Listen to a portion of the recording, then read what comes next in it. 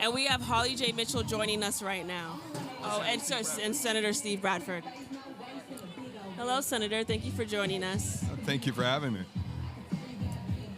And how are you doing today? I'm doing well. Beautiful day, great turnout, great information, great resources. So, amazing students here. That's great. And can I have your opinion on what do the impacts and opportunities that events like these offer students for the future of education? I'm sorry? Can I have your opinion on what do the impacts and opportunities that events like these offer students and the future of education? Well, it not only enhances education, exposing students to technologies and industries that they might not be aware of, but also having access to the internet and the digital world in order to do their homework, in order to be productive in the school. As we've seen, it's about deleting the divide. It's many students here today that, one, don't have a computer, let alone internet in their homes. So it's exposing them to those opportunities and making those resources available to them so they can be more productive, not only in the classroom, but in the workforce in the future as well. I agree. Thank you. Khalil, did you want to ask anything? Well, hello, Senator. It's glad to have you, and thank you for taking the time with us. Thank you for having me. No problem. And where I would want to piggyback off of that, where you mentioned the productivity for the children and the just what you spoke, it really meant to me because it really hit home because with the fact that within our communities we need to take more of these situations in a matter and serious. And I feel like you, as a person, you were doing a great job. So I give you your flowers on that. Thank you. So, and then that'll be it from all that. I have a just want to question, say thank you and just give you that shout out. No problem. Thank you for what you're doing today. I have a question, Senator. So I wanted to talk to you about SB 490. You will establish a new state agency called the California American Freedmen Affairs Agency, and this agency will establish the administrative infrastructure California will need as a state takes responsibility for the harms that have been committed. Is this also the infrastructure?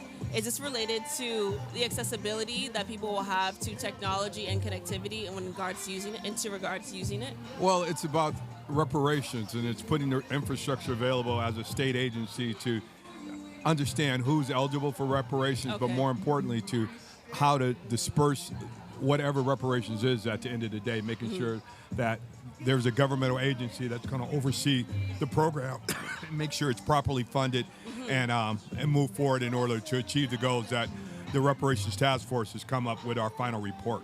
And how would you guys navigate who is eligible for reparations? Is it based on lineage? Yes. We're seeing those descendants of chattel slavery here in the United States are individuals who arrived at the early 1900s here in America.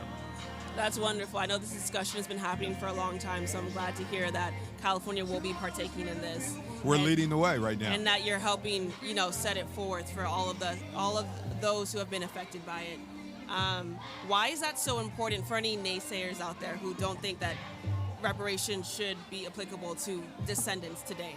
Because this country would not be the country it is today if it wasn't for 250 years of free labor. We fight for wage theft every day, and we had over 250 years of wage theft. America is the #1 economy in the world because of being able to exploit our descendants and the work in the field and build the industries that we now enjoy today. All of it. You can touch, whether it's automobile industry, whether it's the farming and agriculture, all the things that we've done, even health and what we've developed in the medical space was because of experiments that were done on slaves when they were both alive and dead. So if you can inherit generational wealth, you can inherit generational debt. And this is a debt that's owed to the people who built this country. I like that you said that. Is there anything you want to add? Hi, I want to thank you for everything that you're doing. Personally, I just came from like a low income area and I knew nothing about what the government was doing for us. I kept hearing stories about how they were taking from us and never giving back to us. So being here today and learning that you guys are giving to us makes me feel so good. Here I see something about college athlete bills. I want to say that's brilliant because they do need to learn how to keep up with their money. Do you think that you would do anything for middle school and high school students that can relate to this?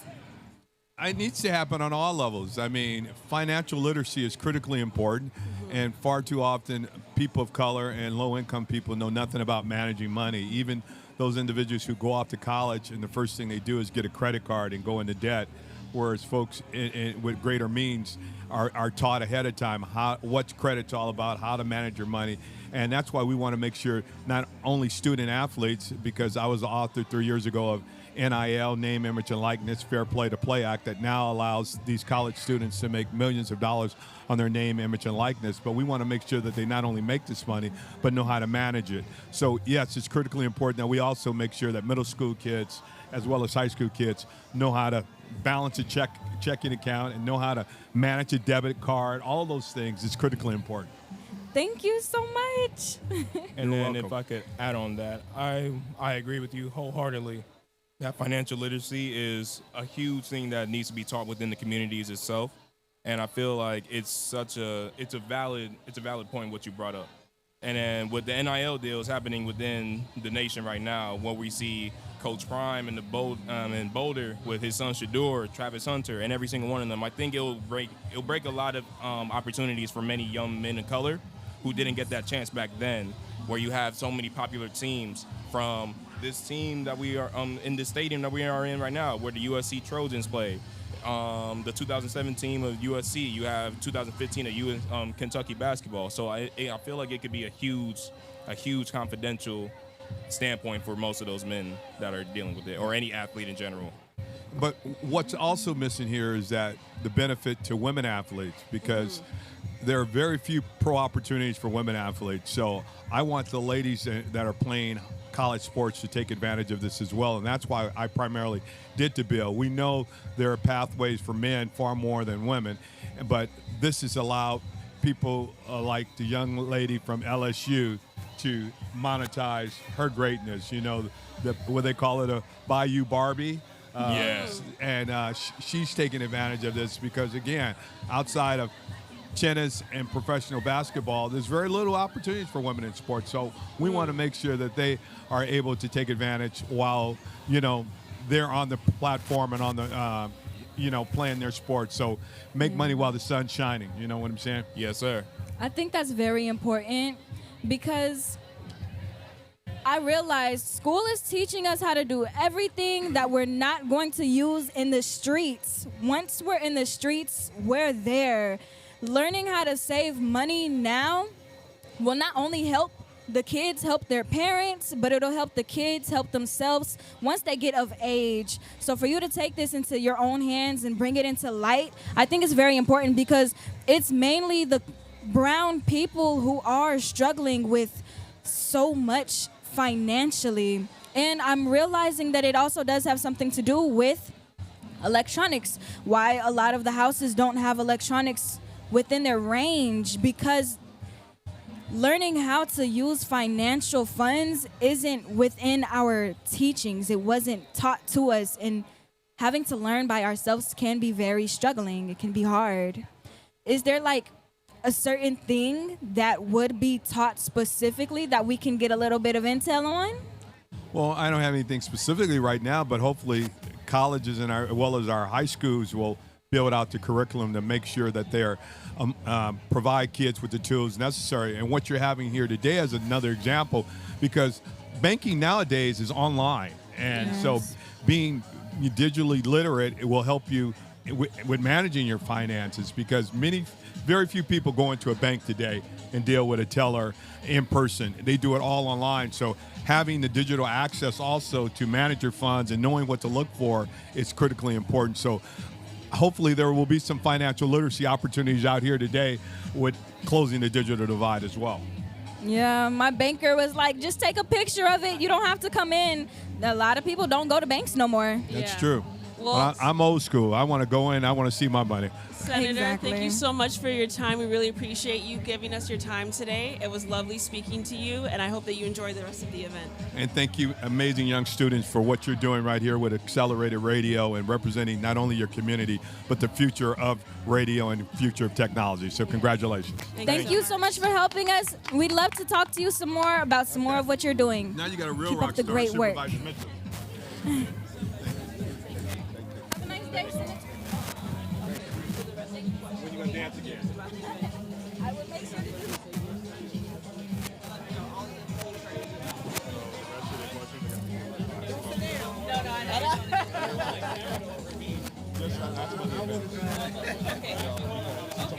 We're gonna need one more share, so I still don't understand what. we're gonna have another councilwoman sit here with you guys. Oh, Supervisor Solis? Yes, come on, Supervisor Solis. Hey, Audubon, I see you. All right, Audubon, my alma mater.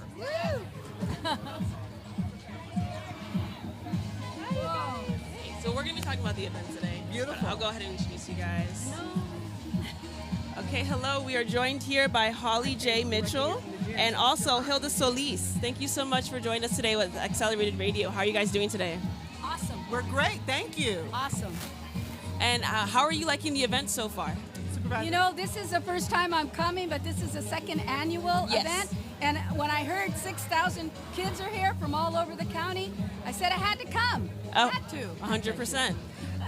This is the second annual. As Supervisor Solis said, I was at the one last year at Okay. SoFi with half the number of kids and half the space. So I'm thrilled as a member of the Coliseum board to make this space available. I think it's a great physical space and it's historic. Supervisor Solis and I got to light the torch. That doesn't happen every day. Yeah, we help count that down. Isn't that fabulous? That's a And so first. it's a great space. There are 6,000 kids RSVP'd.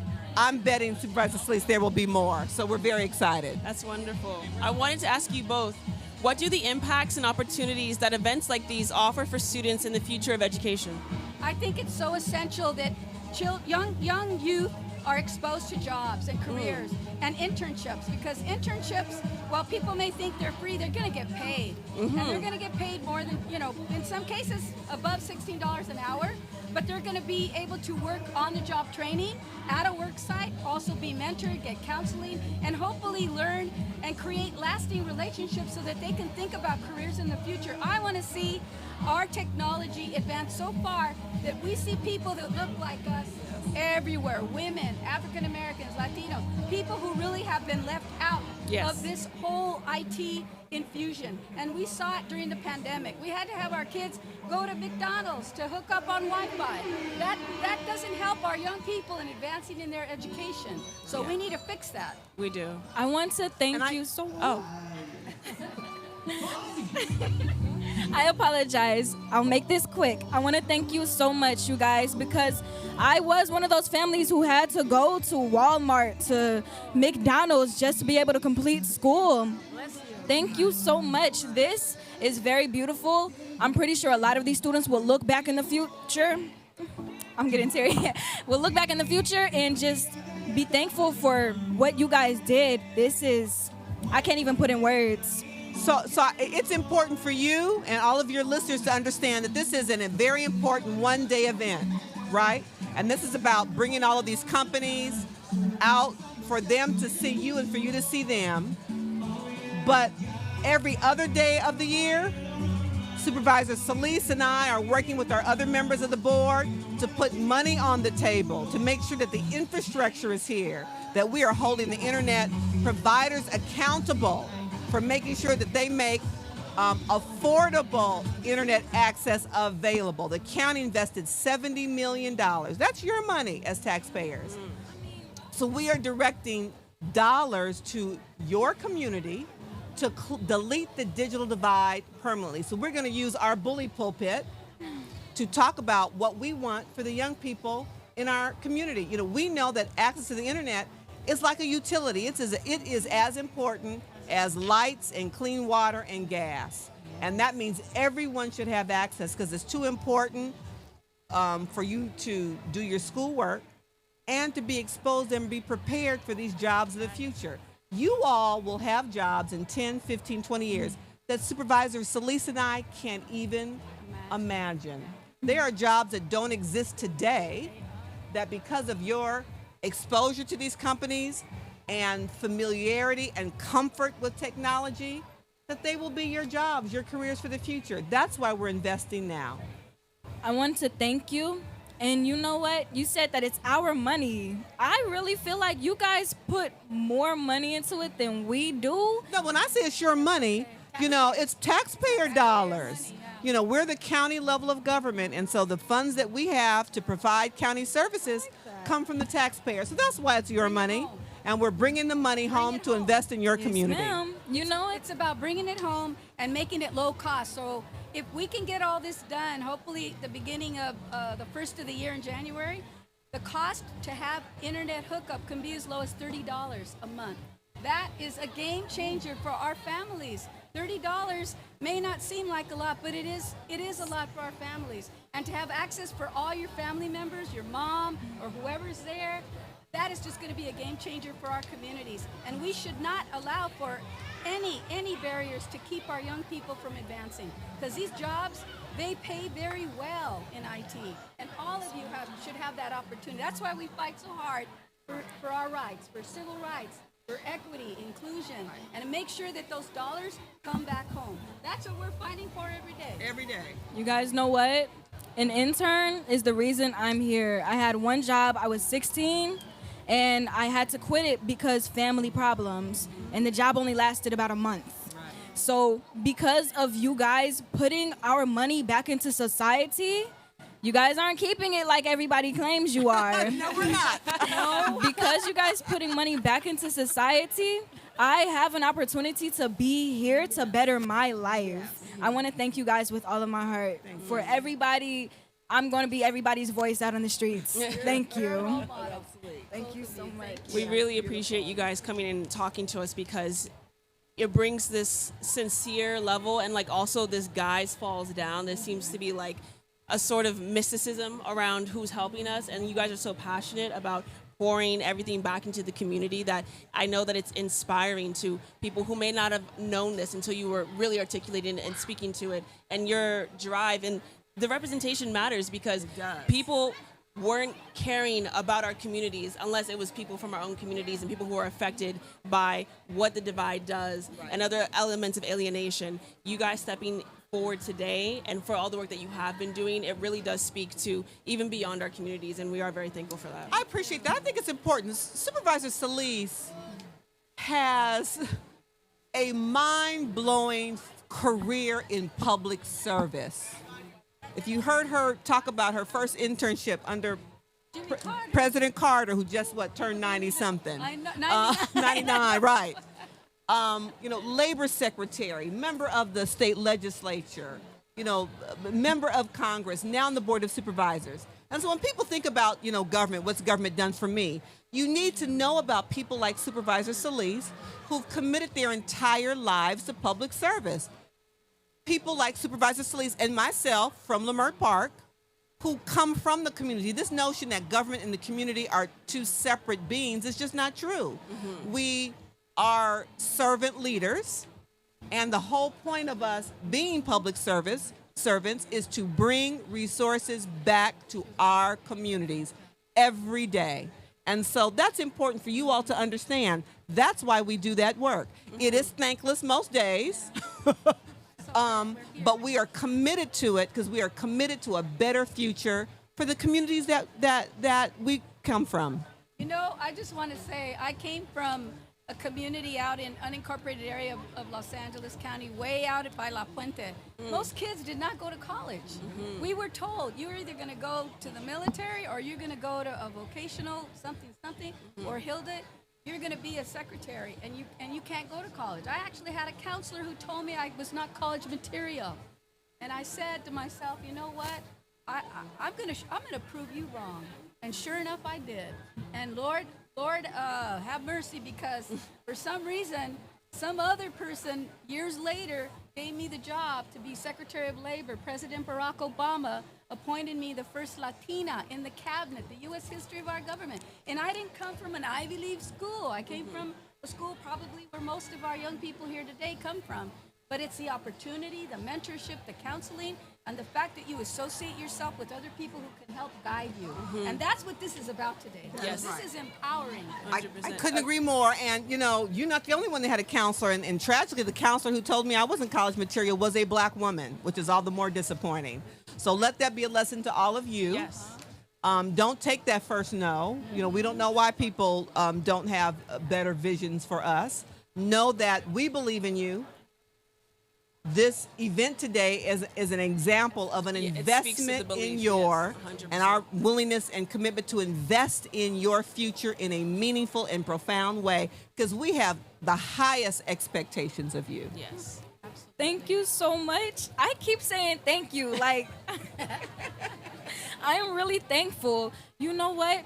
You guys have a story of your own. You guys went through so much hard work to get where you are. And yet they make it seem like you guys just was handed this life. You don't do nothing except I'm a black count woman in money. America. I wasn't handed nothing. Come on now. Exactly. The daughter of immigrants. Hell no. Nothing was handed to you guys. So I have one question. With everybody here, what do you want them to do with this technology that you guys are working hard to give them?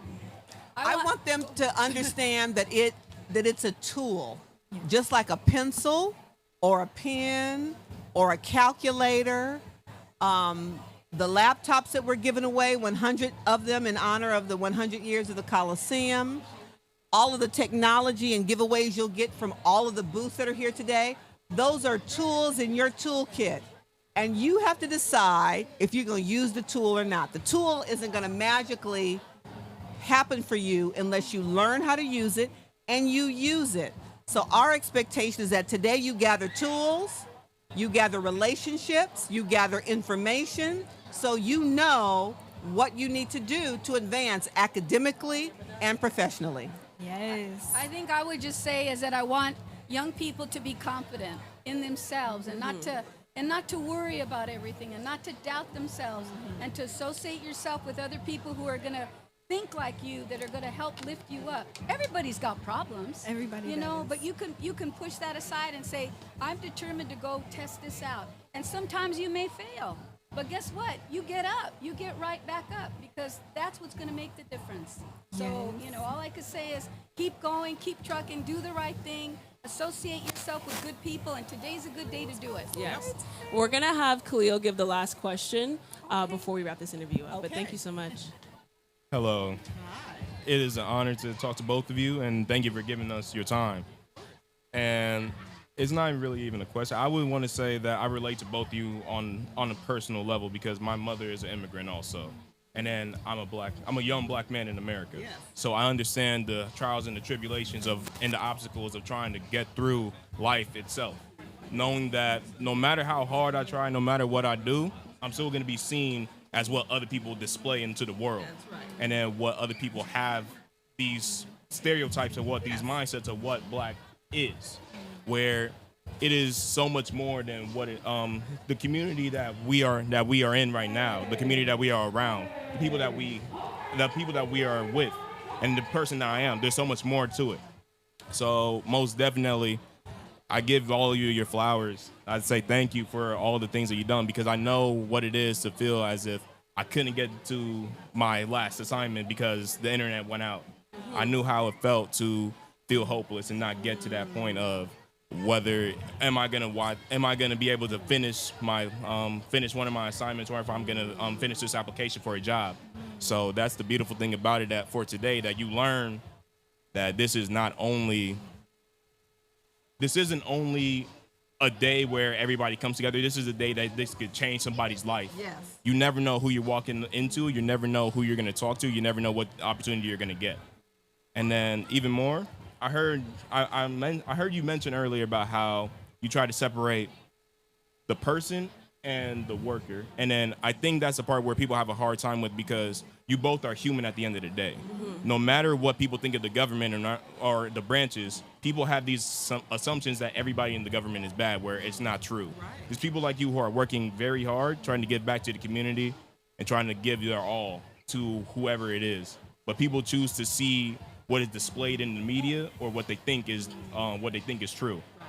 So I give like I said again, I thank you both for your time, and I give you your flowers. Thank you. Thank you. Appreciate you. Much appreciated that we had Holly J. Mitchell here and Hilda Salas. Make sure to say thank you to them when you see them walking around. And again, we really can't thank you enough for helping with this event. Thank you. for your Appreciate time. you all. Yes. Bless. Beautiful. You guys keep up the great work. Thank and you. You too. We say I in our love you guys so language, much. si se puede. Yes, we can. Right? Thank you. Yes, we can.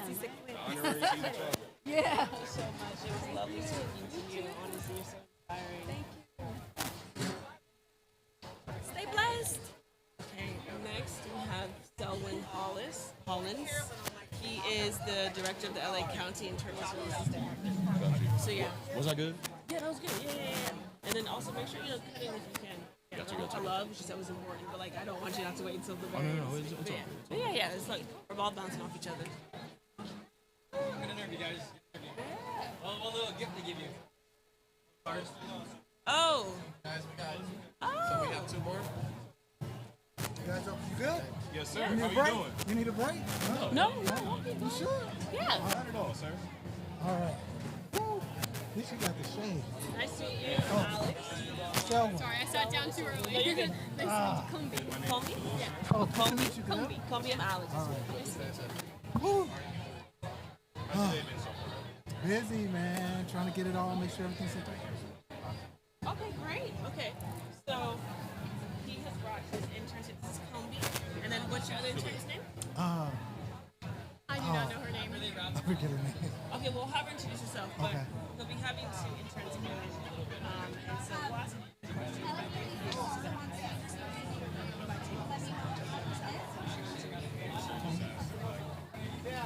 Okay, so I'll stay and then you can go with her.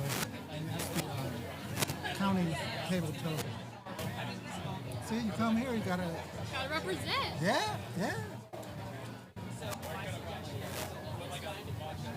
Thank you for coming out. I know it's a drive, but as you can see, this is part of what you guys do. And then when they see you, they get inspired as well. And I got to carpool all 4 of us. Oh, you AV did? people. Okay. We came together in a Prius, maximizing the impact, 4 a.m. leave time, but it was worth it. It's all worth it. Yeah, I love seeing it all come to life. Well, you got this. So we're going to talk to you guys about the event today, but I see that you brought your interns. So should we ask about what her experience is like working with you? Yeah, we can talk about the internship program Great. that we created. And then And what is the name of it? Is it it's the Link to Divide internship program. Okay, great. Isn't it pre-apprenticeship?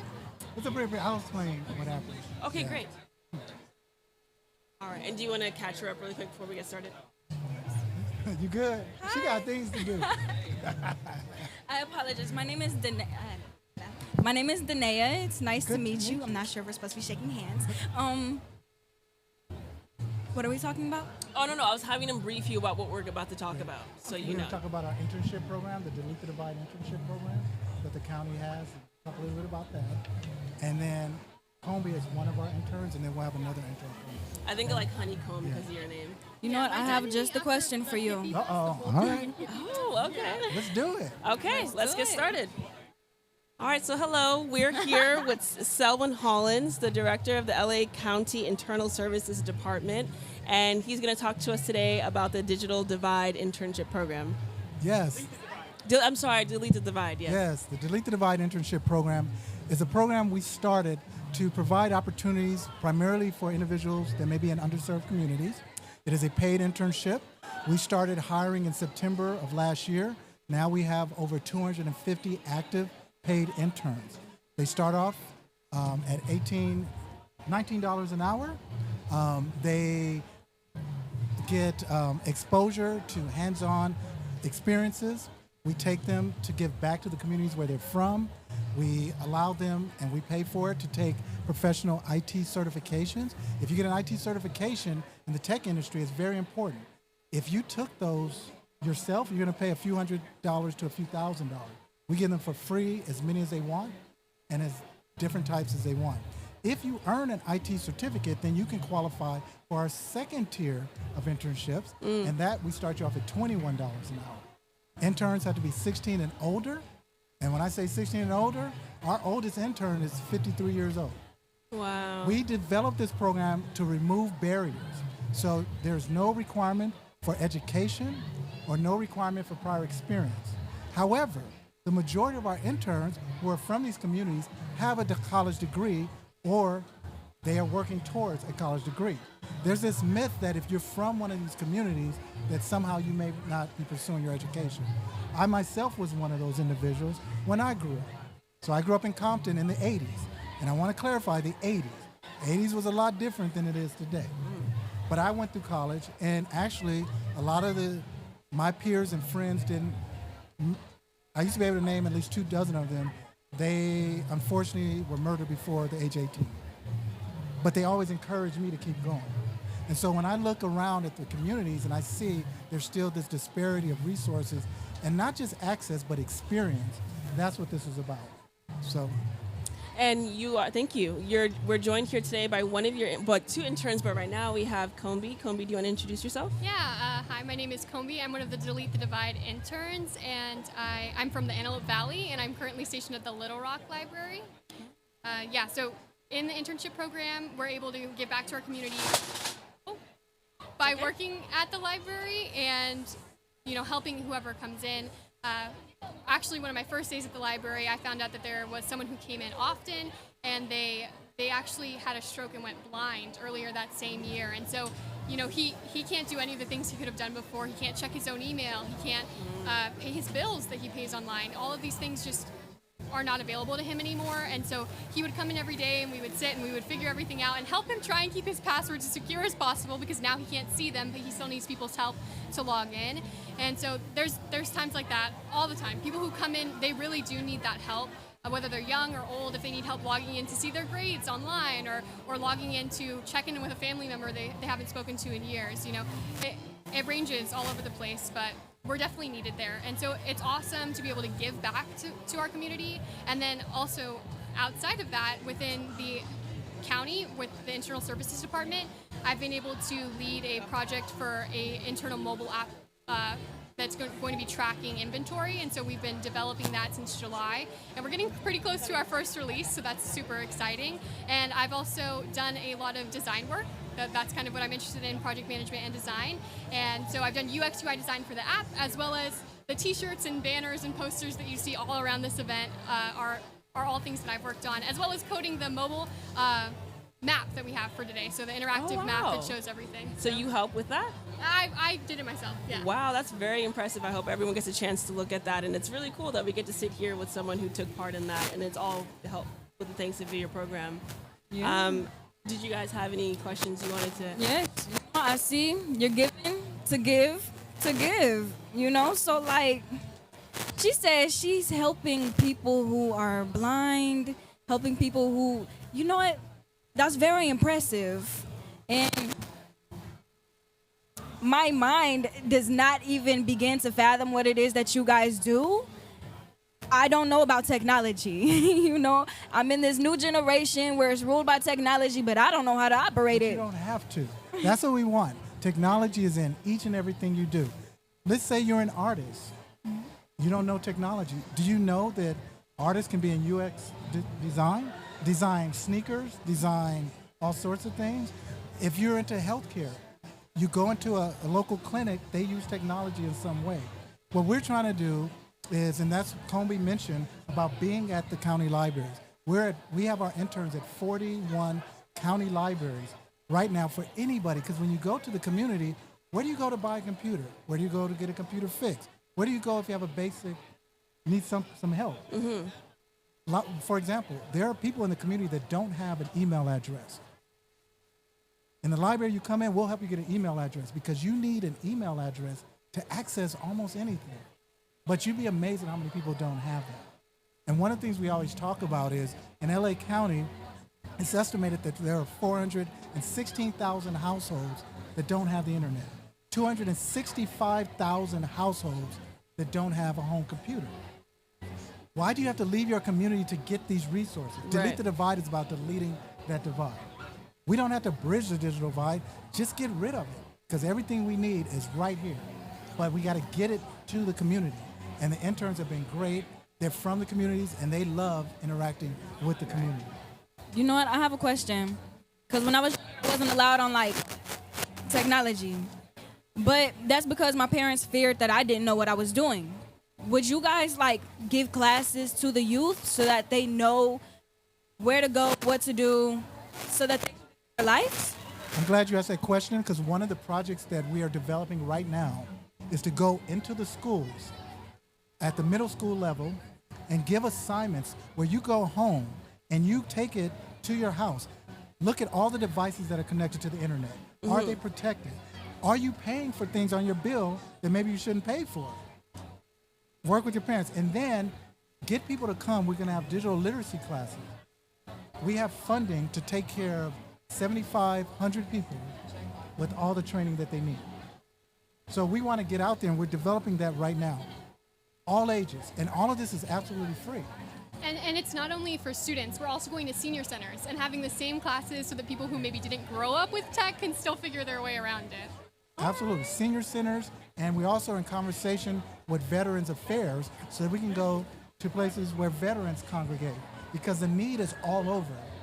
But if you're not connected, you don't know what's going on. Even before we started this interview, you were on your cell phone, right? Right? You use it every day, don't you? All day long. But I noticed that there's so much I'm missing in life because I don't know where to go, how to fill things out. My resume isn't even on a computer anymore. We can help. But what we've done with the libraries and senior centers, you don't need appointments. You just walk in. And we have people there. And we have them there every day to give back to the community. Okay, so we're going to switch out the interns. Thank you so much, Kobe, for your time. We're actually going to invite Kiana over.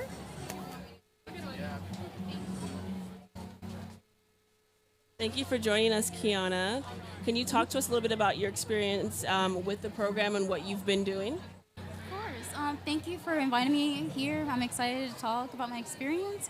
I'm currently a digital assistant, and I am stationed at my local library, which is the Willowbrook Library. Okay. And our typical day consists of helping out library patrons with tech-related issues that can range from showing them how to use the photocopier, how to print, to things like how to transfer data from their phone to their new ones. So it can range to different situations, and I think that's what's the most exciting part is that nothing really does feels the same. You're working with different issues, and sometimes there are issues that I'm unfamiliar with, but it helps me. It helps me learn how to treat people of future situations. So it does help me branch out. It does help me be a better teacher to the community.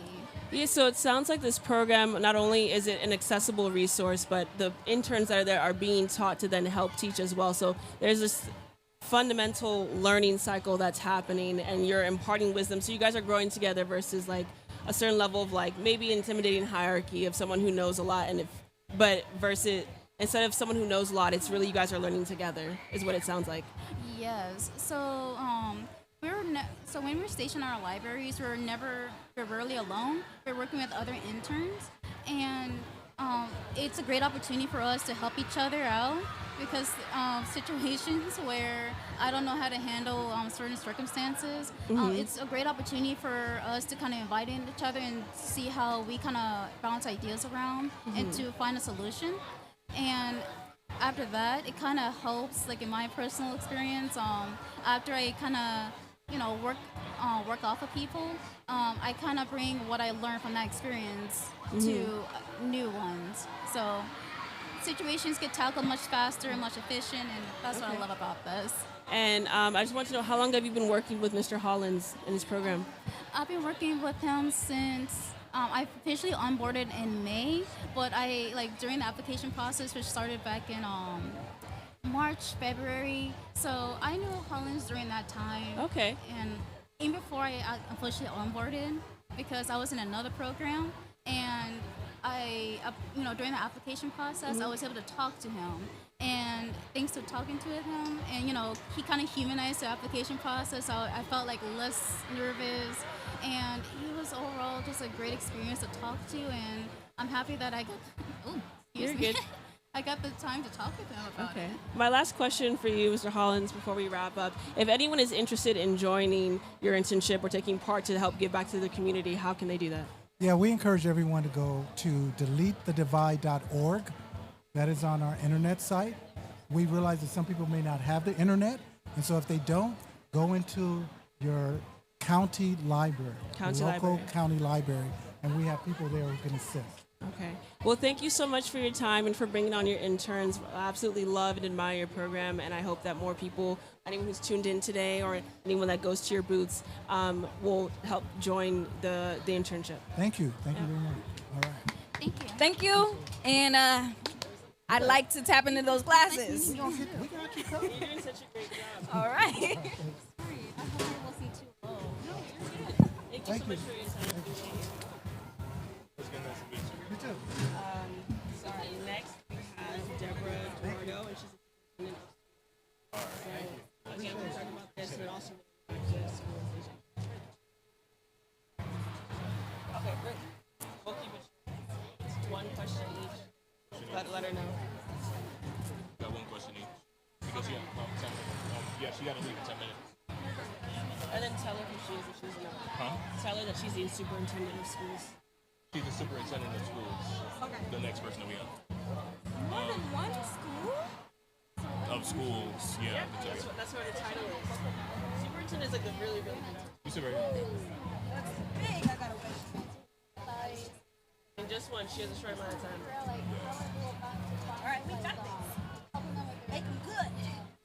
Electricity. Yes. Yeah, we're ready.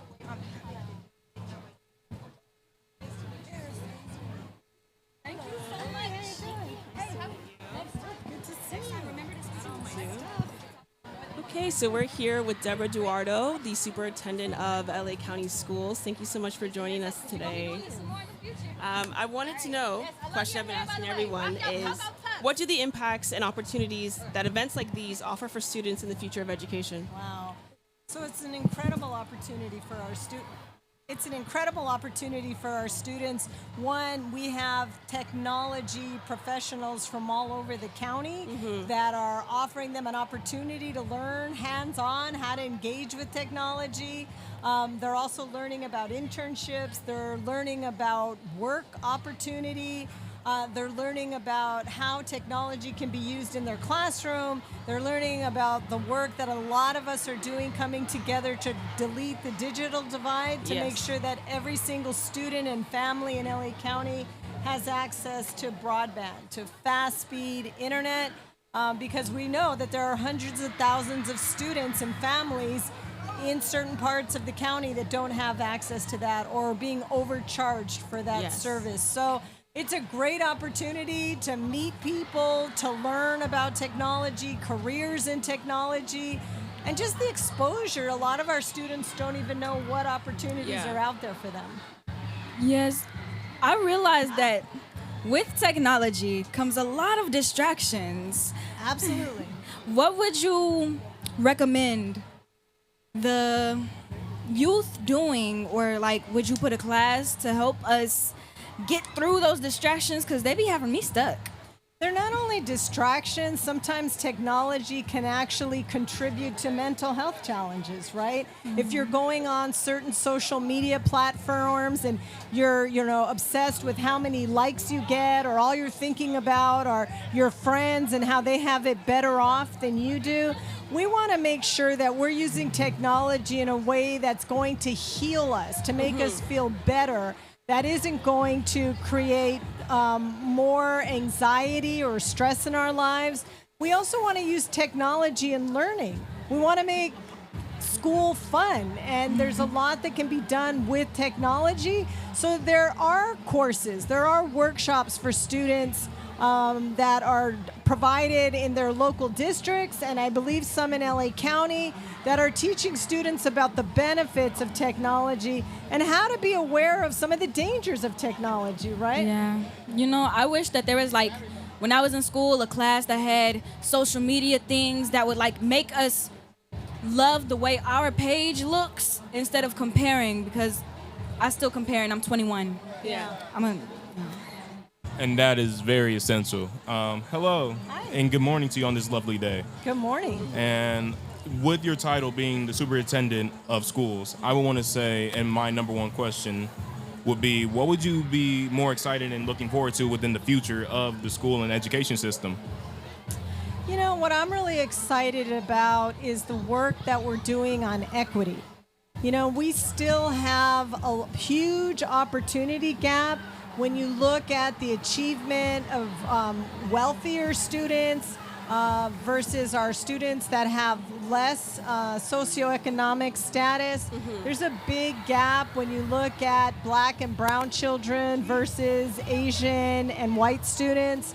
And so we need to make sure that our education system is designed to meet the needs of every single student, right? That we have culturally relevant books and coursework, like ethnic studies is just passed, to make it so that people, everybody, feels proud of who they are, where they come from, and what they contribute, and to see their to see themselves in the history books, right? To see the heroes and the great things that have been done by people of all colors, of all genders.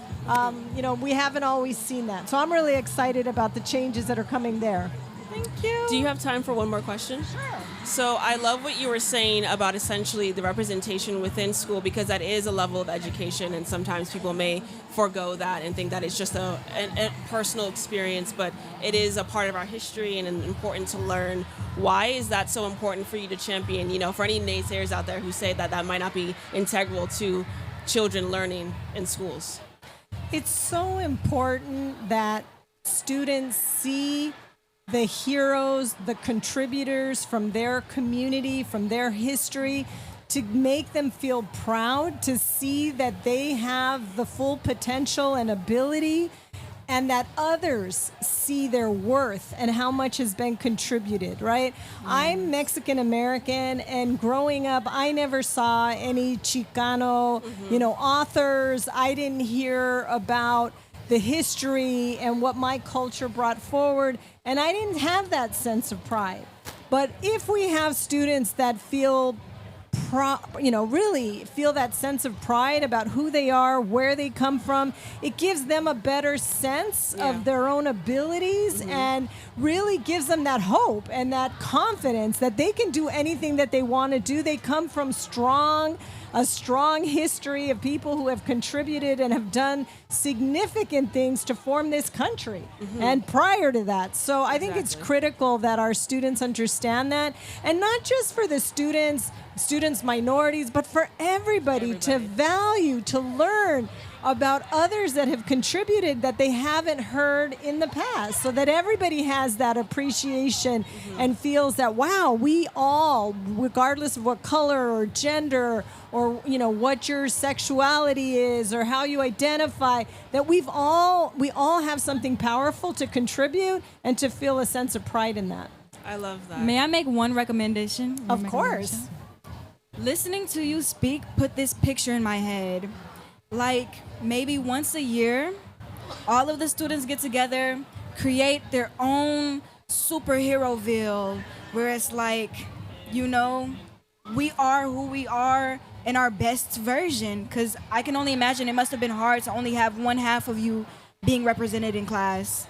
So I think that'll be something I would look into. I think that's a great idea. We also have a student advisory council. So if there's 80 districts in LA County, there's over 1.5 million students, and we have a student advisory council, and that's what we're asking them, because I know that the best solutions to some of the challenges that we're facing today are going to come from our students. Right. They're going to come from our students. They're going to come from our parents. They're going to come from our community, because you're the most invested in your own education.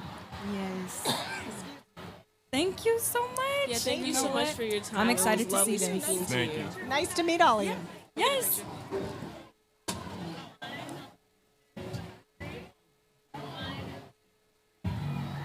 I'm not good at posing. I apologize. You're good. You're beautiful. Thank you. Thank you so much for your time. Great questions. Where are you guys? What are you guys doing? I recently graduated college last year, Cal State LA, and I'm pursuing film. I'm a screenwriter. So when you said Chicano, I love that, because I'm writing a story right now, and I want to highlight.